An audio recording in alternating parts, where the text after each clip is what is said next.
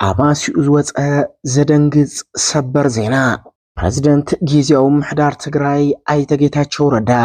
ኣብ ላዕሊ ላዕሎት ሰለስተ ጀነራላት ትግራይ ናይ ስራሕ እግድ ከም ዘንበሩ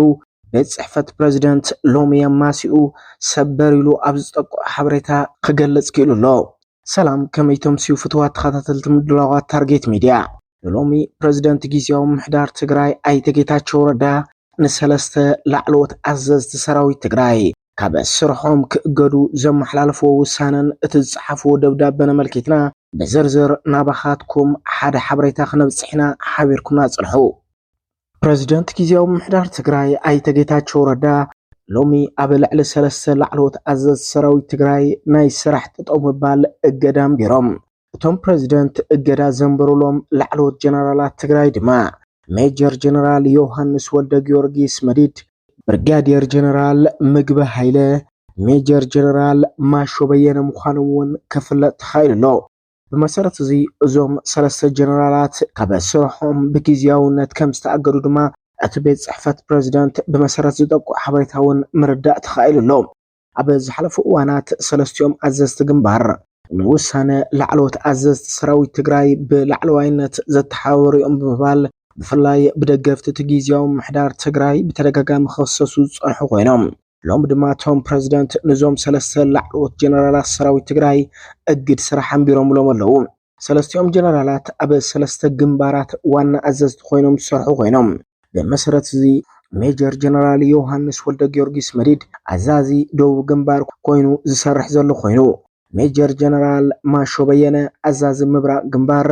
ብርጋዴር ጀነራል ምግበ ኃይለ ድማ ኣዛዚ ምዕራብ ግንባር ኮይኑ እናሰርሑ ዝርከቡ ሰለስተ ላዕሎት ኣዘዝቲ ሰራዊት ትግራይ እዮም። እዞም ኣብ ዝሓለፈ መኸተ ሰራዊት ትግራይ ልዑል ኣስተዋፅኦ ከም ዝነበሮም ዝግለጸሎም ኣዘዝቲ ሰራዊት ትግራይ ሎሚ ፕሬዝደንት ጊዜያዊ ምሕዳር ትግራይ ኣይተ ጌታቸው ረዳ ኣብ ዝሃብዎ መግለፂ እውን ብፍላይ ነቲ ጉባኤ ዘካየደ ውድብ ህዝባውያን ሓርነት ትግራይ ጥራሕ ዝድግፍ ኢልካ ቅዋም ሓዘን ንሱ ተግባራውን ምግባር ምንቅስቃስን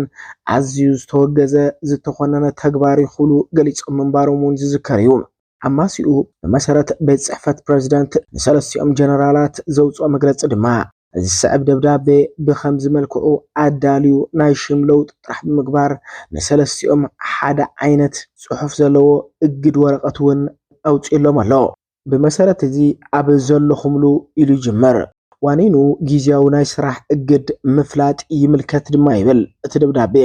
ካብ ናይ መንግስቲ ውሳነ ወጻኢ መላእ ህዝብና መንእሰይና ናብ ዕግርግር ሓይልታት ጸጥታና ድማ ናብ ሕድሕድ ግጭት ዘእቱ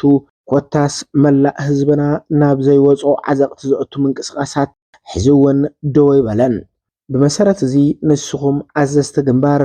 ማለት እውን ሜጀር ጀነራል ዮሐንስ ወልደ ጊዮርጊስ መዲድ፣ ብርጋዴር ጀነራል ምግበ ኃይለ፣ ሜጀር ጀነራል ማሾ በየነ ማለት እዩ ካብ መጋቢት 1 2017 ዓ.ም ጀሚሩ ስርዓት ኣብ ዘለዎ ካይዳን ምርድዳእን ክሳብ ዝግበር ንዘይተወሰነ ግዜ ካብ ናይ ሰራዊትን ናይ ግንባር ምእዛዝን ሓላፍነትኩም ዝተኣገድኩም ምዃንኩም ነፍልጥ ይብል። ሰላምታ ጌታቸው ረዳ ካሕሳይ ፕሬዝደንት ጊዜያዊ ምሕዳር ትግራይ ድማ ይብል። እዚ ደብዳቤ ብቕዳሕ ንኸፈጽሙ ድማ ንሌተናንት ጀነራል ታደሰ ወረደ ዋና ኣዛዚ ሓይልታት ምክልኻል ሰራዊት ትግራይ ንቢሮ ሰላምን ጸጥታን ትግራይ መቐለ ኢሉ ድማ ይውድእ። እዚ ኣብ መንጎ ሰራዊት ትግራይን ብፍላይ ድማ ጊዜያዊ ምሕዳር ትግራይን ካብ ግዜ ናብ ግዜ ድሕርቲ መግለጺ እናተኻረረ ዝመጽእ ዘሎ ኣብ መንጎ ጊዜያዊ ምሕዳር ትግራይን ላዕሎት ኣዘዝቲ ሰራዊት ትግራይን ዘለዎ ክፍተት ሎሚ ናብ ምእጋድ ገጽ ኣውፂሑ ድማ እዚ ስዕብ ደብዳቤ እውን ከውፅእ ኽኢሉ እዩ። ሰለስቲኦም ኣዘዝቲ ግንባር ፕሬዝደንት ጊዜያዊ ምሕዳር ትግራይ ንዘንበርዎ እገዳ እቶም ኣዘዝቲ ግንባር ተቐቢሎም ንዝነገር እዚ ተግባራዊ ክገብርዎ ድዮም ኣይገብርዎን ኣብ ቀጻሊ ንሪኦ ወሳኒ ጉዳይ ኮይኑ ካልእ ገጽ ግን ሓላፊ ዲሞክራታይዜሽንን ዘይምእኹል ምሕደራን ሌተናንት ጀነራል ጻድቃን ገብረትንሳኤ ብወገኖም ሎሚ ኣፍሪካን ሪፖርተር ሒዝዎ ዝወፀ ሰፊሕ ሓተታ ኢትዮጵያን ኤርትራን ናብ ኩናት ከምርሓ ይኽእላ እየን ዝብል ስግኣታት ከም ዘለዎም እውን ክግለጽ ክኢሉ ኣሎ።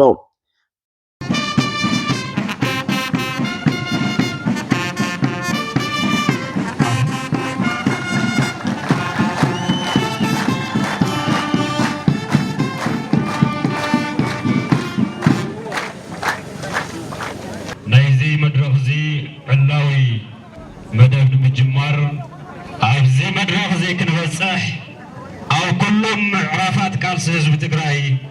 ህይወት ከፊሎም ትግራይን ህዝባን ደጊሞ ክዕንብት